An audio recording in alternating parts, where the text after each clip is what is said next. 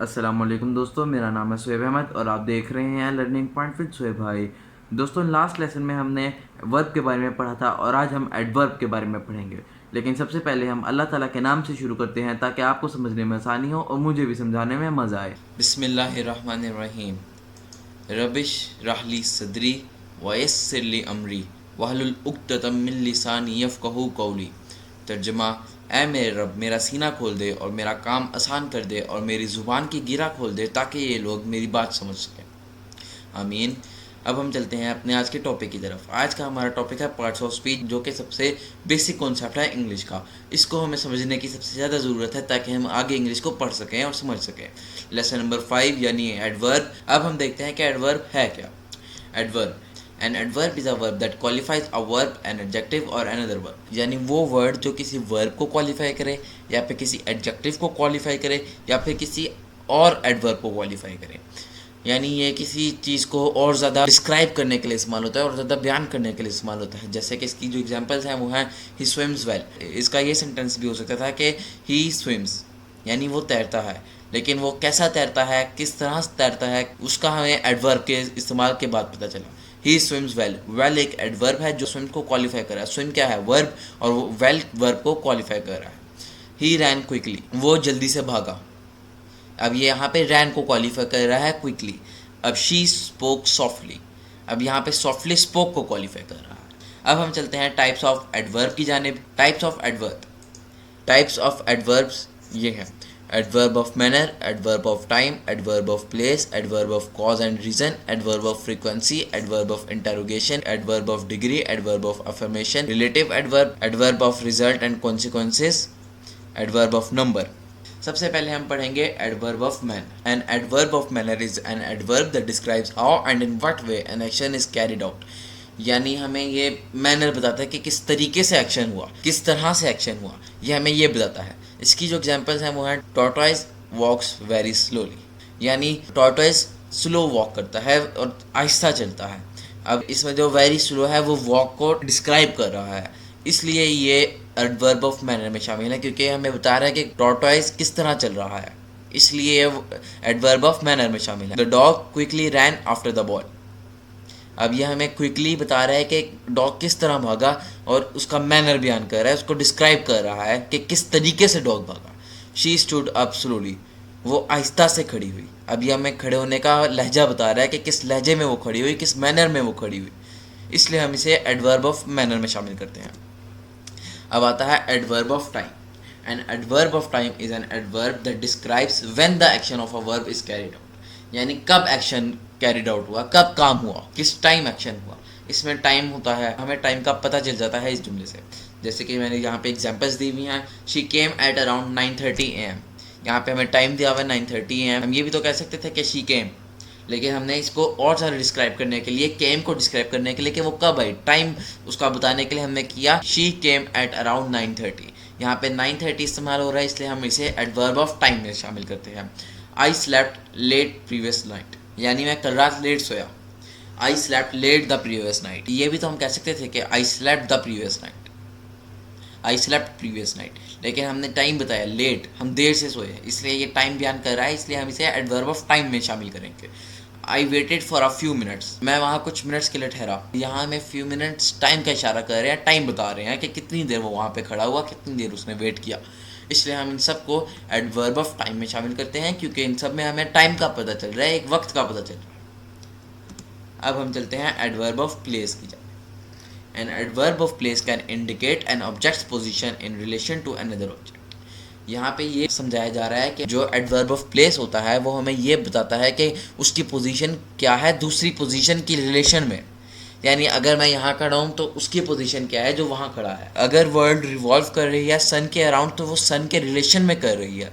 अगर हम देखें वर्ल्ड को वर्ल्ड के अंदर तो हमें कोई चेंज नहीं नज़र आता, सारी चीज़ें रेस्ट में होती हैं, कोई मोशन में नहीं होती वर्ल्ड। लेकिन अगर हम सन के रिलेशन में देखें तो अर्थ रिवॉल्व कर रही है। अब इसकी जो मैंने एग्जांपल्स दी हुई हैं वो हैं I am going back to school. यानी यहाँ पे है स्कूल एक जगह का नाम दिया हुआ है कि मैं वहाँ जा रहा हूँ, वहाँ जा रहा हूँ। यहाँ पे जगह दी हुई है, इसलिए हम इसे एडवर्ब ऑफ प्लेस में शामिल करेंगे। कम इन, अंदर आओ, अंदर। यहाँ पे अंदर प्लेस की तरफ इशारा कर रहा है, इसलिए हम इसे एडवर्ब ऑफ प्लेस में शामिल करेंगे। They built a house near by, यहाँ करीब ही उन्होंने हाउस बनाया। अब यहाँ पे भी हमें करीब का इशारा दिया जा रहा है कि हाउस दूर नहीं है, करीब है, जगह का बताया जा रहा है कि कहाँ है हाउस, तो इससे हम इसे भी एडवर्ब ऑफ प्लेस में शामिल करेंगे।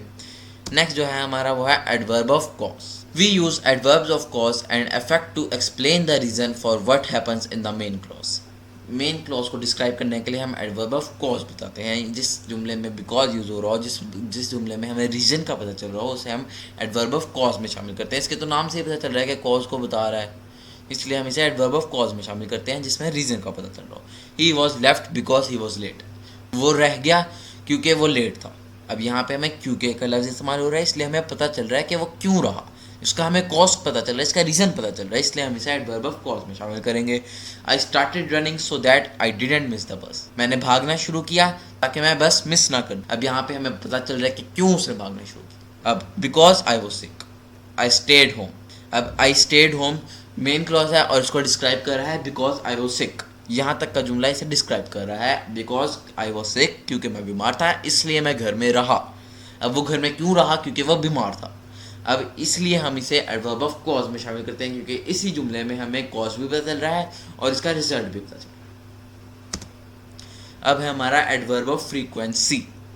N adverb of frequency describes how often an action happens, यानी एक एक्शन कितनी दफ़ा होता है, क्या उसका फ्रीक्वेंसी क्या है, वो कितनी दफ़ा होता है। वो मतलब जैसे होता है ना, हफ्ते में कितनी दफ़ा होता है, साल में कितनी दफ़ा होता है, या 10 साल में कितनी दफ़ा होता है, इसी तरह ये एडवर्ब ऑफ फ्रीक्वेंसी है कि वो कितनी दफ़ा होता है।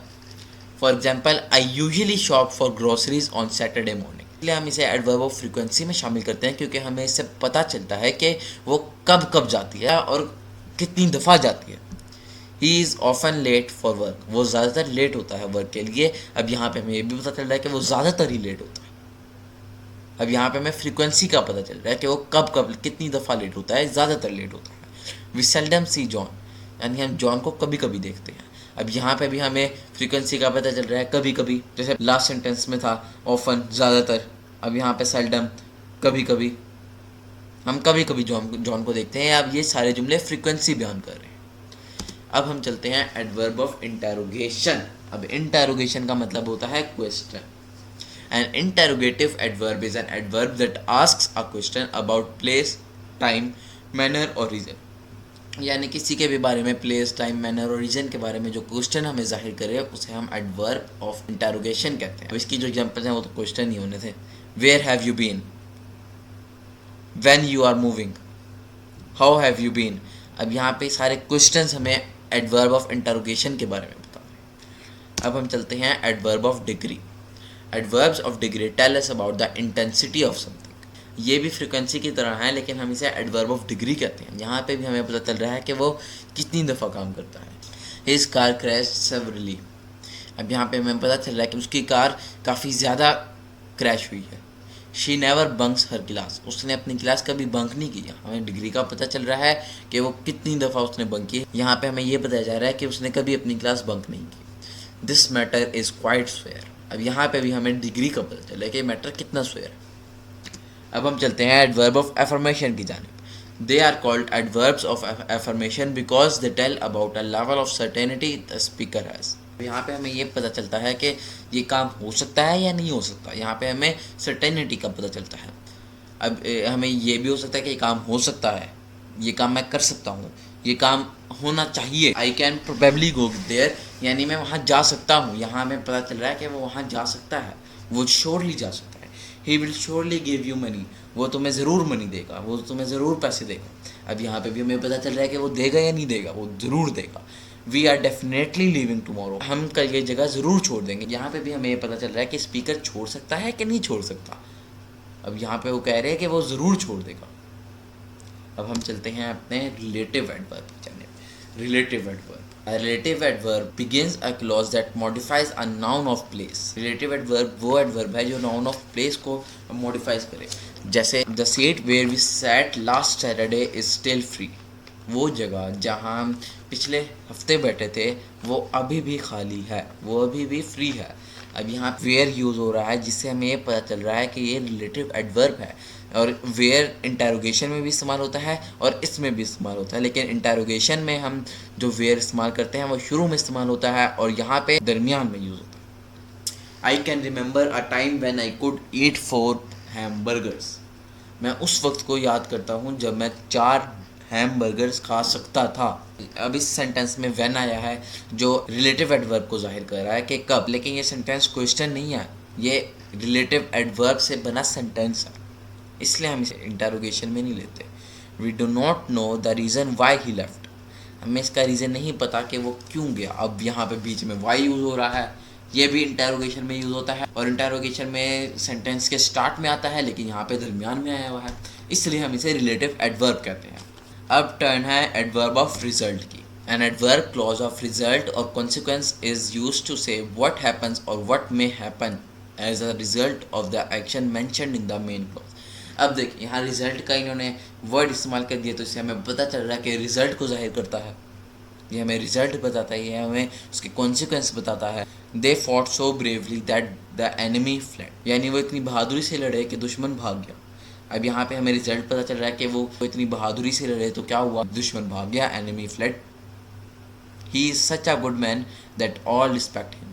अब he is such a good man, अब हमें इसका ये बताया जा रहा है कि वो उससे क्या कॉन्सिक्वेंस निकला, इसका क्या रिजल्ट निकला है कि वो इतना अच्छा आदमी है, तो उसका रिजल्ट क्या निकला, दैट ऑल रिस्पेक्ट हिम, सारे उसकी इज्जत करते हैं, ये इसका रिजल्ट निकला। ही spoke in such a low voice that few people could hear him. वो इतनी आहिस्ता आवाज़ में बोला कि बहुत कम लोग उसे सुन सके। अब यहाँ पे भी हमें इसका कॉन्सिक्वेंस पता चल रहा है, रिजल्ट पता चल रहा है कि few people could hear him. If he spoke loudly then more people can hear him, लेकिन he spoke in such a low voice that few people could hear him. अब यहाँ पे भी हमें कॉन्सिक्वेंस का पता चल रहा है। अब हम चलते हैं लास्ट एडवर्ब ऑफ नंबर की जानिब।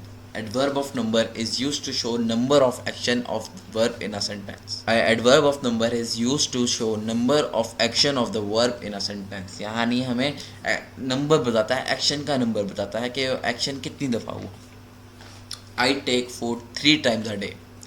मैं दिन में 3 दफ़ा खाना खाता हूँ। अब यहाँ हमें नंबर्स का पता चल रहा है कि वो दिन में कितनी दफ़ा खाना खाता है, यानी ये एक्शन कितनी दफ़ा करता है।